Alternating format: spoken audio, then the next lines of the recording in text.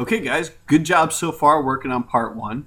Now this is the video to set up your history timeline account, but you need to have part one totally done. And if you look at your worksheet, the part one here had to do with filling out the chart, getting a description for each part, and also having the date for each event for your timeline.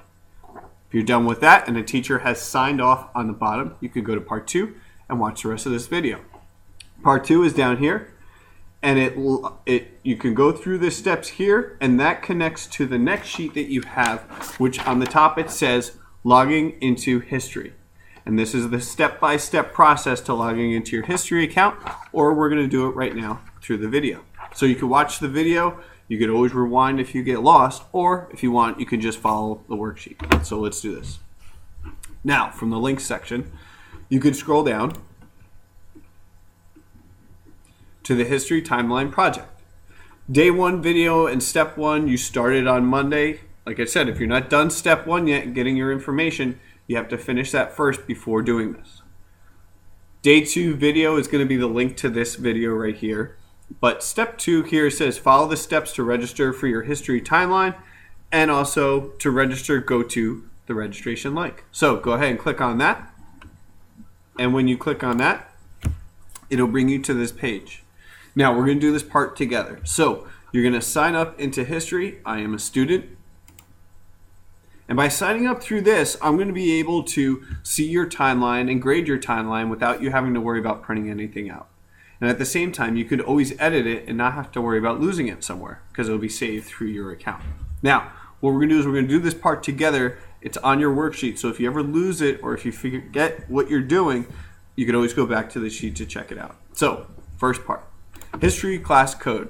Above me here and also on your worksheet are the different codes for the different periods that I have. So in the history class code section, find out which one you are and type it in. So for example, I'm going to do period 9. So after you type in your class code, go ahead and put your first name.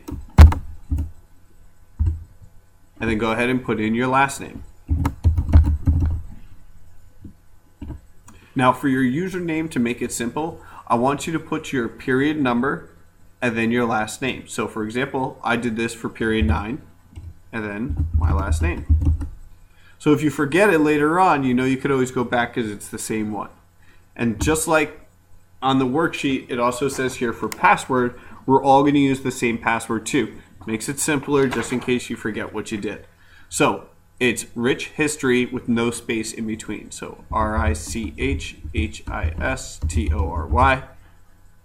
And then for the retyping, RICHHISTORY.